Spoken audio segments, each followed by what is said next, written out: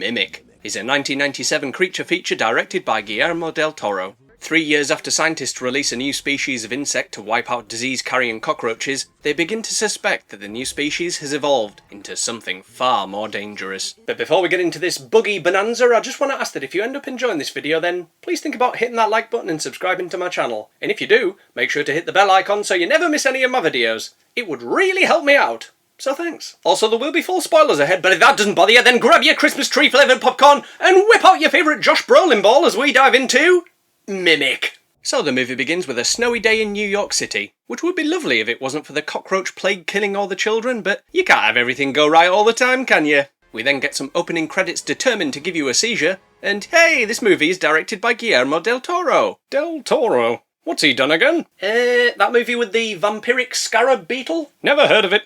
Next. That film where the lady fucked a fish. Man. Are you just making these up? I wish I was, Ken. I wish I was. Then we're in this hospital where we meet our protagonist, who I'm going to call Romy. And she's sick of all the children dying because they look sad and gross. So she's come up with a plan to stop the cockroach plague. She's genetically engineered a new breed of insect, which produces a chemical capable of spreading through the cockroach population to kill them all. So she goes down into the sewers in a hazmat suit designed for someone with an exceptionally large head, and says, "I am opening the unusual shaped box and releasing the foaming arse bug," which quickly attracts all the nearby roaches like, "Free foam over here! Come and get your tasty free foam! Guaranteed not to kill ya!" We then see the aftermath. A metric crap ton of dead roaches. Oh, I reckon you could make a proper good burger out of all them. Just smush them together and bang them in a bun with loads of barbecue sauce. Lovely.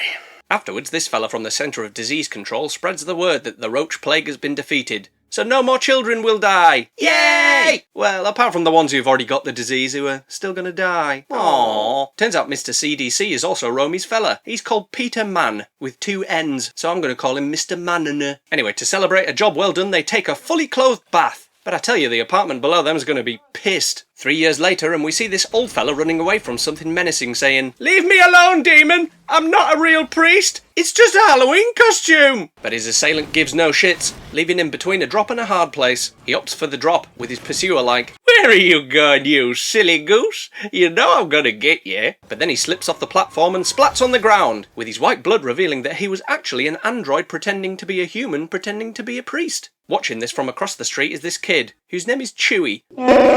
Anyway, the kid's got autism, so I don't really want to say anything mean about him. His pyjamas, on the other hand, are fucking hideous. So he treats himself to a lal spoon knee clicking as he watches the android being dragged into the basement of this building by a shadowy figure, but he ends up getting stuck. Nah, he's never going to get him through that. Wiggle all you want, mate, you're not getting him through that. Oh, he has done. Well, I guess I'll shut up then. Funny shoes. They aren't that funny, you cheeky little shit. The next morning in the place is a crime scene, where we meet Baby Brolin snacking down on some pistachios because he loves sucking on salty nuts. He works for Mr. Mann, who shows up and quarantines the area after they find some weird shit, literally, hanging from the ceiling inside this church. Ew. Back to Romy, who returns home with her friend to find these 2 kids waiting outside her apartment, wanting to sell her some bugs they found. And man, this kid has some rather pronounced front teeth, doesn't he? But again, I'd feel bad for making fun of him, so instead I'll criticise his haircut, which is goofy as fuck. I'm going to call these kids Chomper and Chonker. So they show her the butterflies they found, and Chonker says they've also found something extra special, but it'll cost her. What do I want with a box of cornflakes? Nah, it's what's in the box which you'll want. Cornflakes? No, it's... I'll give you $10 for the cornflakes. But it's not... $20! Listen, it's not... $50 and a copy of Romy and Michelle's high school reunion on DVD, and that's my final offer. Lady, you've got yourself a deal. Later that evening, Romy opens the box and pulls out a rather odd-looking insect with a pair of tongs. "Don't touch me, human! I don't know where you've been! Stay back! I'm warning you! Warning not heeded! Commencing attack procedure!" Then she pins it to a board with a bug board pinning pin, only to discover that, holy shit! It's a foaming arse bug! But they were designed to die off shortly after sorting out the roach problem. I smell something fishy. Oh, sorry about that, I had kippers for lunch. Then as she's doing some tests, we see that big shadowy figure outside. And then, oh no, it's in the apartment and standing over the pierced foaming arse bug, which is like, "Help me, uncle, I've been stuck with a pinning pin." Sorry, little fella, looks like you're pretty buggered to me. Then it knocks over a lamp and Romy is like, "What was that? Better not be a man-sized insect mimicking a human being inside my apartment." Don't look behind you then. Who said that? But it's too late. The big bug bugger has buggered off and taken the lal one with it. On its way home, the big bug is once again noticed by Chewie. Funny shoes. Stop criticising my exoskeletal footwear, you little shit! Then the kid's dad walks over and says, "Come on, Chewie, it's time for bed." And the next morning we're in the subway where he's showing Chewie how to shine shoes. "First you slap her shoes with a cloth, 'cause they've been bad! Bad shoes!" Also, those kids were at the subway station showing Romy and Mr. Manana where they found the foaming ass bug. And she tells Chomper to keep an eye out for this big bug sack. "Then you attack her shoes vigorously with two brushes like ya ya ya ya ya ya ya!" So Romy and Mr. Manana break into this locked off area and he's like, honey, I think we just found the bathroom from Saw." But then a cop shows up and, hey, it's Charles S. Dutton, with his pet sheep who he affectionately calls Mutton. "But Dutton died at the end of Alien 3. How's he still alive?" "For goodness sake, lad, that's a different movie entirely." "Eh? Different movie, different character." "No, it's the same fella." You see the utter nonsense I have to put up with. "Oh, maybe they resurrected him like Ripley in the fourth one." Lord help me. Anyway, Dutton is mad at his mutton for being a glutton because he ate all his Cadbury's buttons. But he doesn't stay mad at it for long because he loves Dutton's button glutton mutton. But he is annoyed that these two broke into the bathroom from Saw. So while Mr. Manana tries to explain what they're looking for, Romy watches Chewie doing some first-rate spoon clicking. He's really good at that. You come back with the proper permits, maybe we'll have a conversation. Bah! Elsewhere, Chomper and Chonker are deep in the tunnels looking for the bug sack Romy was on about earlier, when one of them stands in something manky. Oh dear, looks like xenomorphs again. Best whip out your incinerators and harsh language. Then they find one of the bug sacks and Chonker says, "Is that it?" "Nah, this one's vertical, not horizontal." But as soon as they start cutting it free, they notice a shadowy figure watching them. Chomper falls over and lands in some barbed wire, before the shadowy figure is revealed to be a giant killer bug, which tears Chonker a new one, before sending Chomper on a one-way ticket to Deathsville. Next stop, Stabbington. Funny how they created these bugs to save children's lives and they end up taking more children's lives. What kind of supreme being would condone such irony? Later that evening, our friendly neighbourhood Chewie has decided to do some ill-advised middle-of-the-night urban exploration. He wanders around getting his nightly spoon clicks in before one of the bug bastards finds him. Funny shoes. "Right, that's it! Now I'm gonna do what I should have done before! Leave you alive, for some reason." The next morning and we see Mr. Manana sleeping face down in his pillow like a badass. 'Cause who needs to breathe, am I right? He then finds Romy checking a pregnancy test, but unfortunately it comes back negative. Ah, damn it. Looks like we're gonna have to make love some more. Then Romy gets a phone call saying they found something at the water treatment plant which she needs to see. So her and a friend go to see what's up and they're greeted by Norman Reedus, having absolutely no idea that one day we'll be able to make him pull funny faces in a mirror in Death Stranding. Anyway, he shows them what they found and says, "It's a lobster, right?" "A lobster? God, if that's a lobster." I am Mickey Mouse. How dare he? Elsewhere, Mario somehow manages to make Chewie breakfast before even realising he's not there. But then he remembers Chewie always talking about Mr. Funny Shoes. So he goes looking for him at the abandoned church across the street. Meanwhile, Mr. Manana has recruited Baby Brolin, Dutton and Mutton to see if they can find more of the foaming arse bugs down in the tunnels below the subway. But instead they find a whole load of shit hanging off the walls. Who the fuck would want to climb up these walls and hang one of these? Please don't tell me you think a human is capable of leaving those. Unless Spider-Man's had a very bad tummy. Romy's waiting for the fellas at the subway station above and has a look at the photos of the not lobster they found. But to her horror, she sees that it has a somewhat human-shaped face on it. I think I'd be a bit more freaked out than she is, especially now that she's alone on the platform. Oh, never mind, there's a shadowy figure over there, so she asks, Do you have the time? sorry, was that 8:45 or 9:55? I say, I'm gonna run away now. So she does, but the big bug bastard reveals its true form and whisks her off her feet with Romy like, "Help! I'm being kidnapped by a giant bug bastard!" Back to the fellas, and while they're collecting a Spider-Man shit sample, a foaming arse bug startles Dutton, who swiftly introduces it to his boot. Probably not a good idea to stamp on the precarious wooden platform.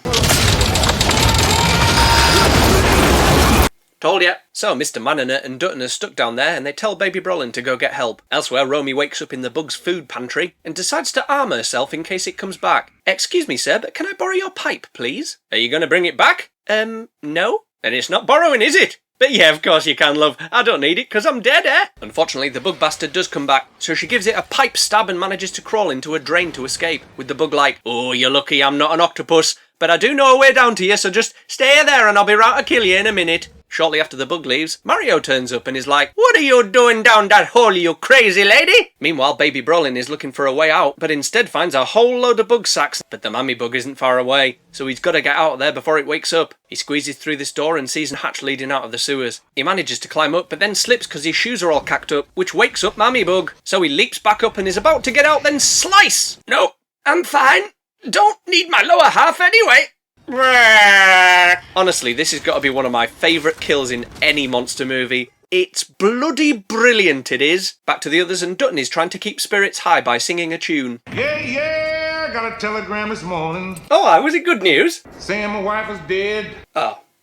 Then they hear something coming from one of the tunnels, and Mario shows up saying he's found a lady who needs help. So they find Romy and begin lifting her out, but the bug bastard has finally found its way down to her. They make a run for the old subway car with the bug right behind them. Once inside they shut the door, but the bug gets jammed halfway through. Dutton fills it full of holes, but then the damn thing splits in two and scuttles underneath the seats. What the fuck was that? Bah! Giant killer bug bastard. I'd keep my distance if I were you, otherwise you might lose a shin. Told ya. After a few more bullets to the head, the bugger stops moving. But much like me on New Year's Day, Dutton's leg is in bad shape. Romy then tries to examine the dead bug, and is shocked at what she finds. Peter, these are lungs. And it looks like it's been smoking 40 a day for the last few years and all. Then she explains that the foaming arse bugs have somehow evolved to imitate humans, their new food source. It's not doing a bad job, to be fair, although I think it could benefit from a big fake moustache. But then a load more show up and start trying to break in, drawn by the smell of blood from Dutton's gammy leg. So Romy puts her quick thinking cap on and pulls out the scent glands from the dead bug, and everyone covers the windows in bug goo, making the others leave them alone for now. They've got to find a way out though, so Dutton comes up with a plan. If they can restore power to the subway car and switch the tracks, then it should take them most of the way up to the surface. So Mario and Mr. Maniner get gooed up with bug juice to disguise their scent, and Romy says, Try not to sweat. "Am I allowed to shit myself? I would try not to." So off they go with Mr. Maniner crawling into this hole to find the wiring for the car. He finds it, but then one of the bugs shows up right next to him. "Hello, fellow insect. Have you seen any humans around here?" No. I mean... Message understood? I'll look somewhere else, fella. You take care, lad. So it sods off, leaving him thinking, well, I did try not to shoot myself, but I failed. Then he bridges the circuit with his glasses, which conveniently were the exact right size to do so. Meanwhile, Mario is still looking for the track switch, but instead he finds Chewie, who distracts his dad just long enough for the one and only male bug to sneak up on him. Then for some strange reason, Chewie tells us his favourite 90s sitcom, Friends. before the male bug turns his dad's insides into outsides. Romy is worried that something's happened to Mario, so she goes to look for him. Sadly, she only finds Chewie next to a puddle of blood with Mario's cross in it. But thankfully the bug is nowhere to be seen. Now that the subway car has power, Dutton manages to get it moving, but it suddenly jolts to a halt and something heavy rolls onto his gammy leg, making it bleed even more. Mr. Maniner gets back to the car, but Dutton tells him to get away because he can't stop the bleeding, which will attract the bugs. Mr. Maniner then goes to find Romy, but they quickly get cornered by a load of bug bastards. So Dutton makes the heroic sacrifice by luring the bugs away from them with a trail of blood. It works all too well, and he's quickly attacked. He at least tries to put up a fight, but is eventually overpowered and killed.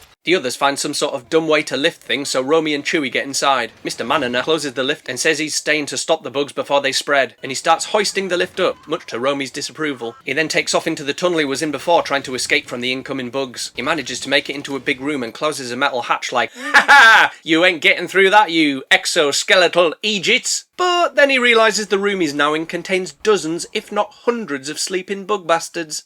Fuck! Elsewhere, Romy and Chewie are trying to squeeze their way out of the lift, when that dastardly male bug starts following them. Romy gets out of the lift just in time, and before she gives it a taste of gravity, says the same thing I said when my driving instructor told me to reverse park for the first time. Back to Mr. Maniner, who has realised the bugs have built their nest among pipes of flammable gas. So like me in my teenage years, he starts whacking the pipe like there's no tomorrow. Obviously this starts to wake up the bugs, so he pulls out Mario's lighter, but oh no! It isn't working! Then he gets attacked and drops the lighter through the floor grate into the water below. But this gives him an idea. He pulls the floor grate off and tries to create a spark with his crowbar thing. And just as the bugs surround him, he gets a spark and boom! The whole place and all the bugs go kablamo, with Mr. Maniner diving into the water below at the last second to avoid the flames. Up on the subway tracks, Romy narrowly avoids being turned into cinders. But so did the male bug, and it's heading right towards Chewie! So Romy cuts her hand with Mario's cross to get its attention, and lures the male down the subway tracks towards an oncoming train. Then at the last second she darts out of the way and the bug gets absolutely wrecked. Yeah, take that, you shit! So the day is saved, Romy thinks Mr. Manana is dead, but turns out he's not. Yay! And Chewie says, "Are you guys gonna adopt me?" Aw, Chewie. Of course not. Bah! End of movie. And there we have it, folks. Mimic is an excellent 90s creature feature which is up there with the decade's best. It's got a well-written story with solid characters, it's brilliantly directed with a creepy atmosphere, and has some great practical effects too. I've always thoroughly enjoyed this movie, and I think it deserves a lot more love and recognition than it gets. I'm also looking forward to covering the sequels, even if they don't hold a candle to the original. So, Mimic, what did you think of it? Did you like it? Did you loathe it? Let me know in the comments below while I write a Christmas list to Santa. Alright, what are we after then? Few crates of Shippy and 10,000 subscribers. Wink, wink. And what do you want for Christmas, Ken? Ooh, a nice expensive bottle of red wine for me, please. And a bottle of Blossom Hill for Ken. Right, there we go. I'll send that off later. But in the meantime, we wait.